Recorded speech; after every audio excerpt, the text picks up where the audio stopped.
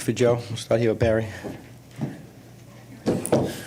We were just talking to Buck and Bob about this, but what was going on the mound there what were they looking for?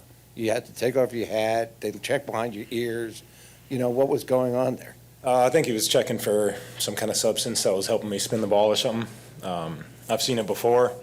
I think he's done it before, but yeah, I mean, I don't have much to say about it. It was, at the point in the game when it happened, I was so dialed in already. All my pitches felt good. I felt like I was executing, so it almost just kind of lit a fire under me.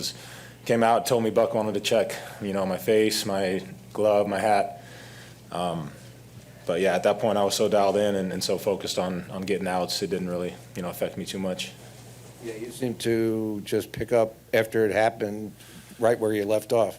Yeah, I mean, it's a win or go home game, so they were having a lot of trouble squaring me up. And, I feel like that was his last attempt at, trying to push me out of the game there. And, they took their shot. But I don't know. I mean, the only thing I have to say is you better be very confident that no one on your side is using anything if you're going to call out someone on our side. So. In the back on the right. Joe, what's the feeling coming through in such a big way in such a big game? Yeah, it feels great. Feels a lot better now than it did before the game. Sick to my stomach all day leading up to this. I don't know. This is something that I've been preparing for a long time. You go over it in your head so many times as a kid about getting the ball in the biggest moment, on the biggest stage, and this is something that we do, a lot of visualizing on in the off season is moments like this. And me and Nola spent the whole off season together, throwing to each other, and him catching me, I guess, not throwing to each other, but him catching all my bullpens, training together, working out together, and nobody outside of that group that was there. Clev was part of that, Stammen, Crony for a little bit. Nobody's going to know what was put in there and the amount of effort and, focus and attention to detail. No one's going to know that like we do. And that's something we talked about on our walk-in from the bullpen to the game is, now it's time to trust everything that we did, everything that we prepared for is for this moment. And the last thing I told him was I'm going to go pitch a game of my life.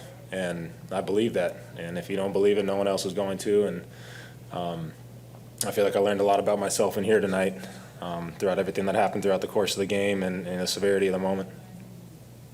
Okay, we stay in the middle there, Jake. How's it going? When they came out to check you later on that inning, you struck someone out and made a motion towards the Mets dugout. I'm just curious if you could walk me through that. Obviously, you were pretty fired up. Yeah, I mean, I like a lot of guys on that side. I have nothing against those guys. It's just, the competitor in me trying to find an edge there. They came out to get their edge and get me out of the game. So, I took that as a chance to get my edge and use whatever I could to, to motivate me to push through that last inning or two. And at that point in the game, what was it, bottom six? I don't know how many pitches I was at, but I figured I was probably, coming towards the end of the line. We got a really strong bullpen and a couple guys down there that are really fresh. So I knew if I can get it through the sixth or seventh, we can go to those guys. And honestly, going into the game, I wasn't thinking about trying to go 7 innings. I was just thinking about being as quality as I could for as long as I could. And if that's 4 innings, if that's 5 innings, so be it, because we got a really strong bullpen. And, the runs early in the game, a couple really good defensive plays allowed me to get through 7. And then just quickly, your ear, I know there was a lot of discussion on it. Just to ask, Andrew McCutcheon went on Twitter and said that he thought it was hot sauce. I'm curious just to ask you straight up, was there anything that you put on there before the game, whether it was illicit substance or anything, or was it just an effect from the lights on TV? No, I mean, maybe just an effect. I mean, we're sweating my ass off out there. So, yeah, I don't know what they saw or what it looked. I haven't seen any video or anything, but, I mean, they came out, checked me, didn't find anything, so. Ron right there on the left. Oh. Even if there was nothing going on, does part of you think that the reason they asked to be checked was to disrupt you?